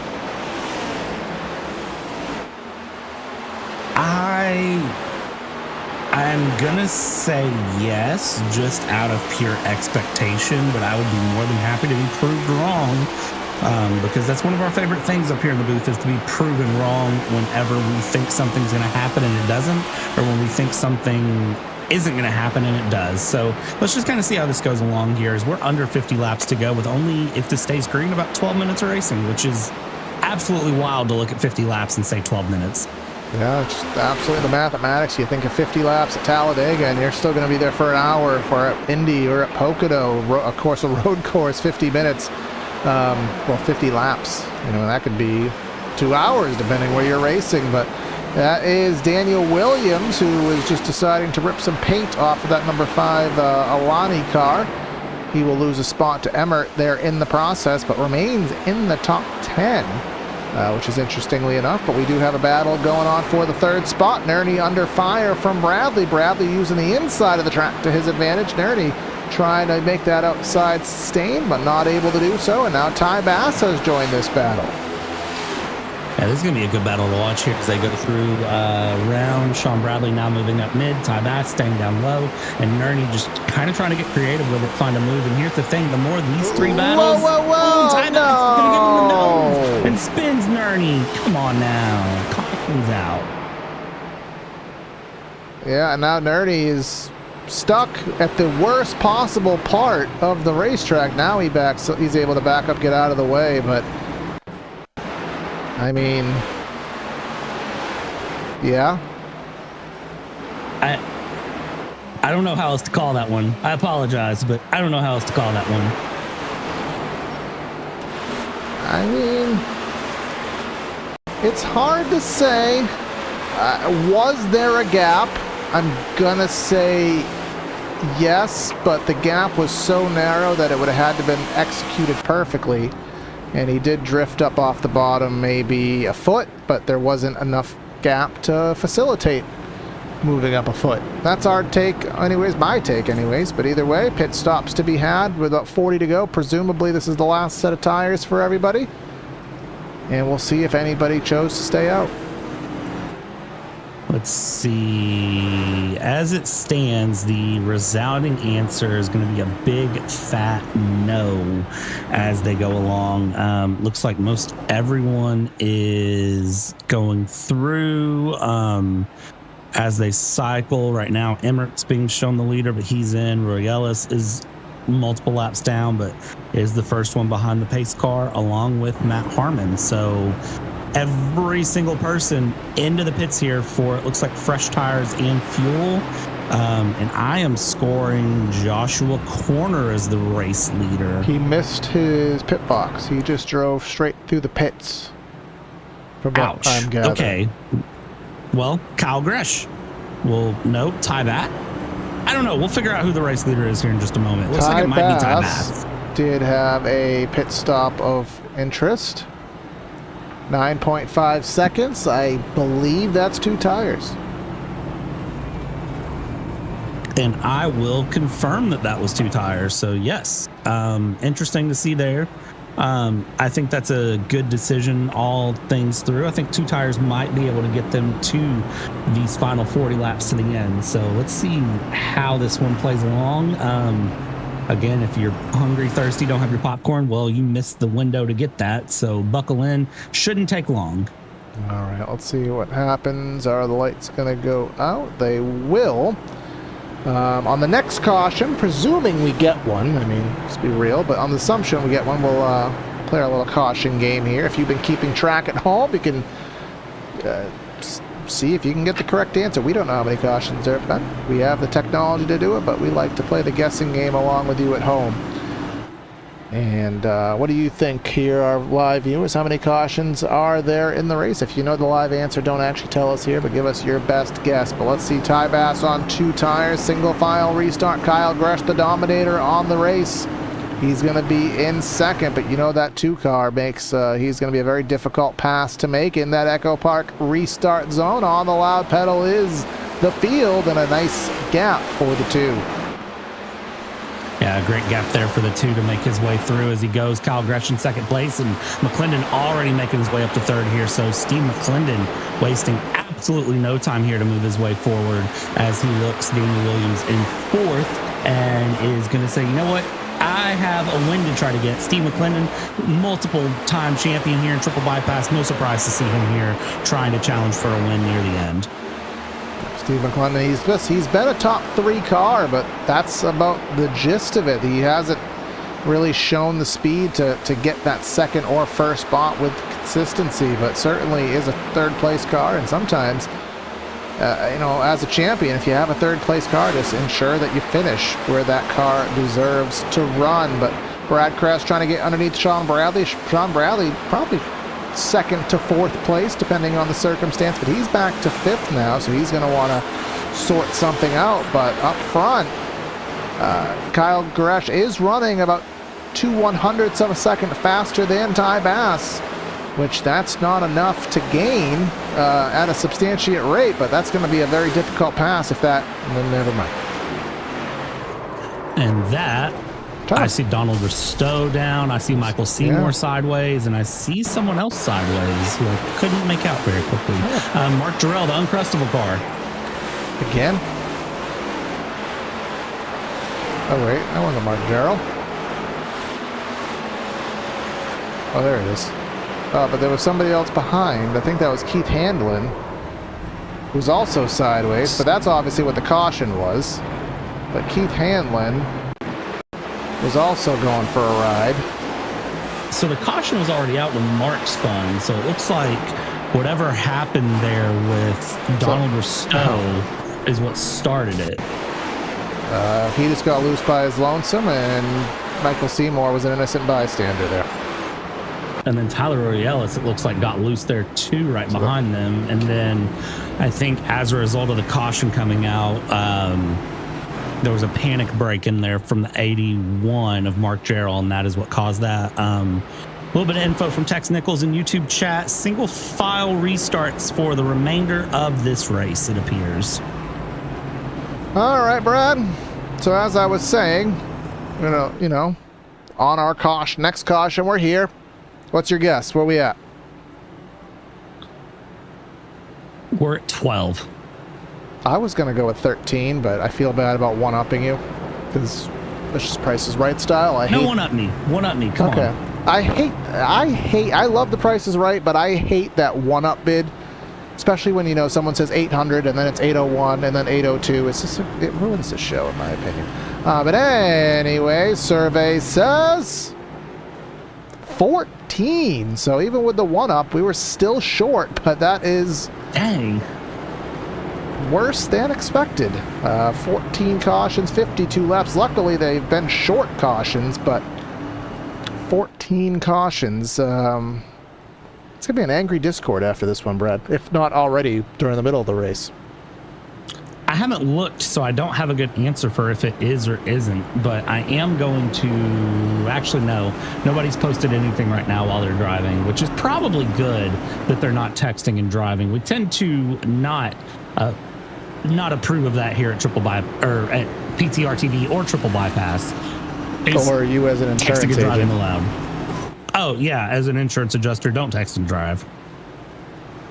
Makes your life a lot worse on a Monday morning, as is staying late on a broadcast that runs long with a lot of caution flags. That doesn't help anybody's Monday morning, so let's get it going. Let's run this thing through 4:30 green flag laps. Green flag in the air. Kyle Gresh got a decent restart, which is best as can be said for any second place car thus far in the race. Yeah, it's interesting to see here how the restarts are going to go and handle through. I think Steve McClendon is going to be the challenge here for Gresh. I don't think Ty Bass is what he needs to worry about right now. I think he needs to worry about keeping Steve McClendon behind, because if Steve McClendon gets past, I think Steve McClendon can get the win. He's just got to have a little bit of luck on his side. I'll say another caution probably. He needs to get past Gresh, and then maybe roll the dice, get another caution, and try to jump him on a restart. And that is what I think. Again, I could be totally wrong on that. As back in the back, we have the battle of the favorite the favorite dessert item, Uncrustable versus ice cream. But that battle has since ended as the 18 of Epting, the Pokemon car, into the wall. Dylan Freeman, remember, he led some laps and fell back once he had to make his pit stop. Hasn't been able to recover. Currently running in the 10th spot. Didn't he win last week, if I'm not mistaken? No, he didn't. That was he won somewhere, didn't he? He won in something. I don't remember what it was, but I know Dylan Freeman won something as of late. Was it last season he won something? Am I wrong with that? I don't remember, but he did win, and now almost on the top of a 3-wide situation, or rather on the bottom of a 3-wide. Was he there? As it looks like Emmert is just feisty, trying to figure out where to go, and nearly into the back of the 31. And this is Bristol right here. This is Bristol. They're trying to get him stuck out and hung out on the inside lane here, where he can't get that good corner exit. You know we're going to get yelled at for not being able to remember where that number 31 won, right? And I'm accepting it. It's was fine. It Daytona? Was it? I think it was Daytona. It was a super speedway, yes. No, it wasn't here. It wasn't this season because his name would have been in the top 10. It was last season. Yeah, because his name would have been highlighted on the point sheet. But Emmert to the inside, washes up, Epting into the fence. Luckily, no further issues arose from that. But I am looking at the telemetry up front. And Kyle Gresh, well, that's not going to help things. But prior to that, he was gaining and is faster than our race leader. Remember, Ty Bass on 2 tires. And Kyle Gresh on 4, as is McClendon. Here comes Dominic Zanobi. He is going to go high, wide, and out of the way and into the wall, but he may detriment some corner exits here. Yes, he will, nearly into the way of the leaders as he hit the wall again. And as we go through and along, watching Zanobi get his way, getting lapped, going through, I'm just kind of trying to do some mental runs here. We're 19 laps to go at this point. I think it's going to take a little bit of a miracle for Gresh to get past. I think top 3, if we stay green, are pretty well locked in. I don't know that Gresh has more to give against Bass, and I think McClendon might just be on the back foot here. And again, if I'm proven wrong, so be it. But as it looks, the last few laps they've ran, it's kind of how they've locked in here. 17 laps to go now.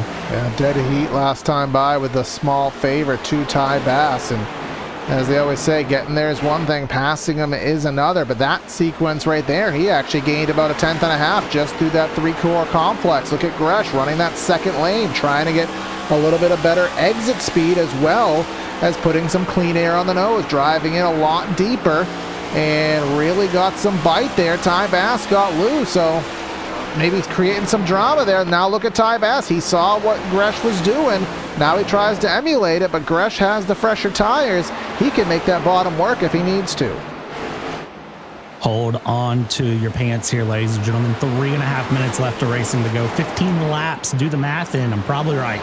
Going through here. Gresh now dropping back 3.5 tenths back as he goes through, but he knows he can get the bite. He can get the run. He's got to just manage that tire and make his way through as he gets a big wiggle out of 4 there. That's not going to help his cause at all. He drops 0.4 of a second back. He drops half a second back now. That's going to kill any momentum he had. That's going to put him in trouble as our wonderful Pokemon Go-Kart Epting is now crabbing in front of them.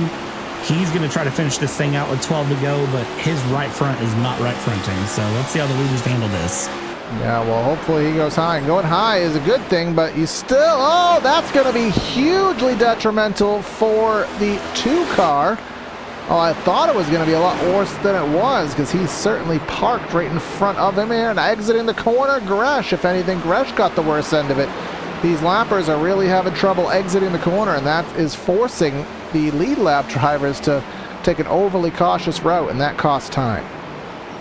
And McClendon now greatly out of this battle because he is still stuck behind the 18 going through. He's not been able to clear him. Now he clears him after 2 laps. 10 laps to go here, and that top 3 battle with that number 18 getting in the mix here of Matthew Epting, that has negated pretty much any battle here unless Kyle Gresh just pulls the jet engines and sends it flying in the end. 22nd to the lead. And I talked earlier, I know that Ty Bass really is quite a good driver on the short tracks, and he didn't qualify great and really didn't make his presence known until he took that 2-tire call and worked himself up to the lead. And tire fall off hasn't been that cataclysmic here at Bristol, where he's been able to hang on. Gresh clearly a skosh faster, but a skosh is not going to gain a half second and make a pass without something significantly happening. Now let's see how this goes through as they come up on the back of Dominic Zanobi here, our race sponsor again. Shout out to Dominic and shout out to Tex Nichols at Nichols Oil Pros here for sponsoring the league as they go along here. The Sunday night series, of course, brought to you by Tex as they go through and around here. That number 2 at Ty Bass holding on great, 5 laps to go. Kyle Gresh there in second place. Not a lot can be said. McClendon well off the run here. Top 3 have had a great run of things as they go, and at this point it's really just making your way to the end for them as they go. A couple laps to go, some battling going on right at the end of the lead lap. They may come into contact with the leader here as Seymour into the fence, but remember, if we can get to the white flag, we will get to the checkers. So if you are Ty Bass, you were just praying for about 15 to 17 more seconds of green flag racing. 2 to go. Can we get the white, or will we rack them and stack them? Let's see here as it goes. Michael Seymour in the background just bounced off the wall, but it does look like as it goes for Ty Bass, he is going to see the white flag this time by. White flag is out, and it is 1 to go here. Gresh in second. Will it be enough to catch up, though? Half a second through. It's not. And as Ty Bass goes through, he's going to come through 3 and 4, started 22nd, is going to finish it out. He's going to pick up a win here for the night. He'll cross the line and win here the MBZ 200. Kyle Gresh in the end, just not enough in that car. And Steve McClendon in P3 getting caught up there behind the number 18 of Epting. That Catamount Solutions number 51. It finishes up in the top 3 where it deserves. He's still chasing a win here. He's chasing the runs, and he is still on the chase for a championship. Absolutely going for 3 in a row, but Ty Bass wants to have a say in that as well, and he'll get himself another win on the season here at Bristol, and burning it on down here on the front straightaway as other drivers do pass on by. But as he does his celebratory activities, we will go and do our post-race show, give you the final rundown of results here today from the Bristol Motor Speedway as the fireworks go off there in the distance. Getting the win by a final margin of that thereof 0.6 of a second. Ty Bass over Kyle Gresh. Steve McClendon 2 seconds back in third. Sean Bradley in fourth. Brad Kress with a quiet fifth. Emmer in sixth. Keaton Crothers in seventh. Dan Williams, Adam Shaw, and Avril Dylan Freeman finishes in 10th. Moving on from there, P11 was Joshua Corner and Mark Jarrell in P12. P13, Zachary Nerney, Donald Bristow, P14, Michael Seymour in 15th, the last car on the lead lap. And then from there, a lap down, Epting, Corey, Zanobi, our race sponsor, Hanlon, and Harmon finish out your top 20. And then rounding out the last page of results, we have Crutch in 21st. Yet an interesting day, a lot of issues, but 6 laps down, we have Nicholas Dio 22nd, Tyler Rillis in 23rd, Kyle Dewey 24th, Derek Catt had some bad luck, as did everybody else here on this screen. Matthew Alaka, Alex Squire in the Waffle House car, Ben Harcum in 28th, and then Tex Nichols, just iRacing didn't play nice with him today, as it hasn't been, unfortunately. Finishes shotgun on the field. But we'll start our post-race show. I believe Brad has taken the ramp up to Victory Circle, as hopefully Ty Bass did, because you can drive to Victory Lane here, and he'll catch up with our race winner. See, the fun of sim racing is that Ty Bass is still doing burnouts on the front stretch as far as I can tell. So, Ty, it is Brad up here in the booth, man. Congratulations on the win. It was a long, hard-fought Bristol. How you feeling, man, as you keep doing burnouts? Yeah, I feel glad it's over. Honestly, I really like racing this place, but that setup was, I was just never comfortable the whole time, even there at the end. It just had a tendency to really just randomly snap, like corner exit. So yeah, I was just trying to get comfortable with it, but I still wasn't there at the end. And man, it was, 200 hard fought laps. We saw a lot of guys struggling. It seems like with that snap you're talking about. But I got to ask, you had Kyle Gresh behind you there. And at one point it looked like he was going to have a run. And I think he played victim to the, random wiggles that were coming up for some people. How much pressure was Gresh giving you, and were you worried about getting passed by him once you got up to the front? Yeah, I was a little worried what the 2 tires were going to do. I had got through the field from the back, and then one of them, I think it was the first pit stop after the stage caution, I didn't see my box and then had to go back to the rear. And that second time I got back to the front, I was having a really hard time passing in dirty air. So I knew if I took 4, I was going to restart in that 5th, 6th spot, and I just didn't think I could win from there. So I just said I'm going to take 2 tires and see if they'll make the laps and hold off. I really thought he was going to be the one to beat. Well, he was the one to beat, but I thought he was going to get the jump on me there as the run went on. But lucky, I guess just the dirty air hurt him enough with them loose wiggles off the corner and just helped me get away a little bit. Yeah, and this is your second win here on the season. How many more wins do you think you're going to get that number 2 car for the rest of the season? Specifically starting next week, Iowa coming up. I don't know, man. I mean, I'd love to win them all, but it's hard to do. So as many as we can, get as many playoff points for the playoffs, and then we'll go from there. Absolutely, man. And before we let you go, anyone you want to thank or shout out? Yeah, just everybody back. Jared Jackson for the paint, Colin Keister for the help, helping me learn how to drive this next-gen car. And yeah, that's about it. Awesome, man. Congratulations, Ty, and we'll catch up with you soon, man. Thank you, guys. Appreciate you guys for the broadcast and being here. And Corey, boss, I think you have caught up with one Mr. Waltrip, a.k.a. Kyle Gresh, in second place. Well, Kyle, I don't know how you're going to feel about this one, man. And those races where you do everything right, but the circumstances just don't play nice with you. You led over 130-plus laps, have to settle for second. Had a couple good charges there on Ty, but seems like you just lost the handle on it there in the later stages. It's just one of those deals. Yeah, I mean, Ty is really, really good, and he put 2 tires on, and the wear wasn't that much into the race, so he was able to really hold it and have good pace out front, and I really just couldn't do anything. And that's to be expected. I just really didn't want to give up position because I didn't know how I was going to handle in traffic, and then I got behind him, and it's just like dirty air and whatever. So it just handled a little differently, and that's what it is. I think I more than likely took home most points for tonight, so that's the more important thing, in my opinion. Yeah, obviously good to have the positive outlook on it, which is obviously good to have. I know I tend to probably look too negative on it, but obviously turn 2, not even just turn 2, corner exits seem to be the biggest issue today. Not so much driver contact. I think we had 14 cautions. I'd say 10 of them were issues on corner exit. Didn't see that 27 stepping out too much. Did you kind of learn the tactic to that, or did it just not seem to affect you in the same way as everybody else? I was trying to do the Bristol 500, and I got a setup for it that was really, really snappy, and I couldn't do 20 laps in it. So I think maybe just by comparison, this felt like the most perfect setup ever.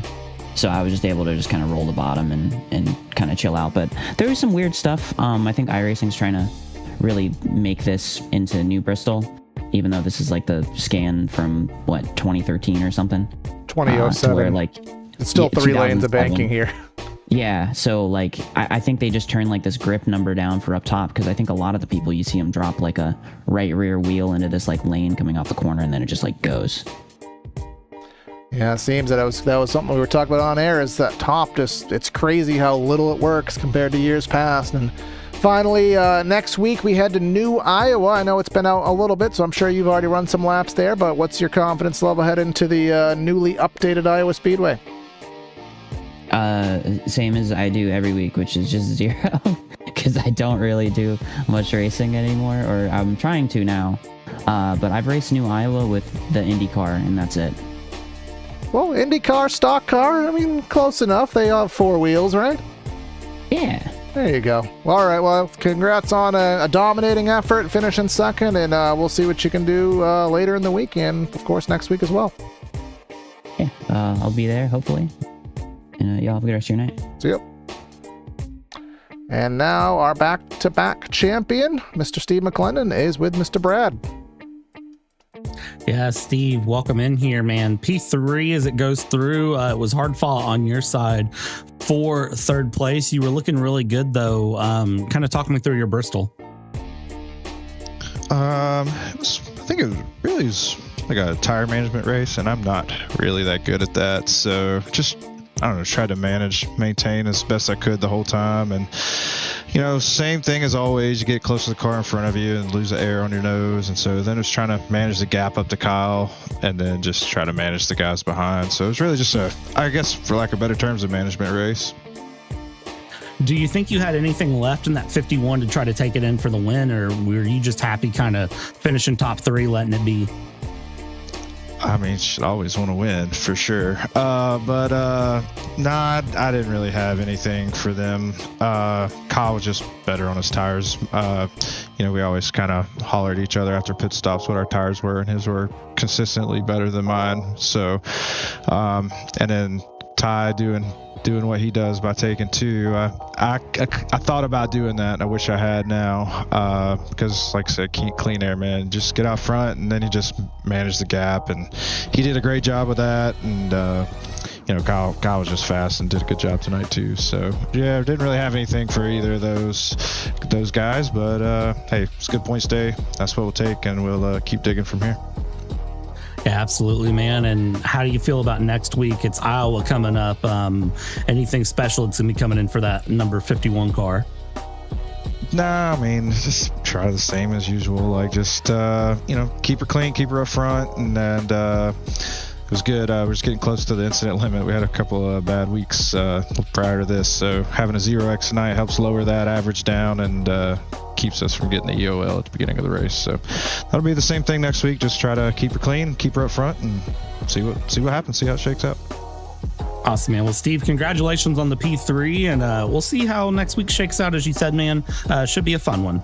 Yep. Appreciate it. And I want to say thanks to Dom for sponsoring it tonight and Tex what he does, all my friends and family at home. And then want to apologize to you guys and the other competitors tonight. We had a couple of snafus with some session issues, so we appreciate everybody's flexibility and appreciate you guys doing the broadcast. You always do a great job, and it's always one of my Sunday night traditions now to go back and watch it. So appreciate y'all, and have a great week.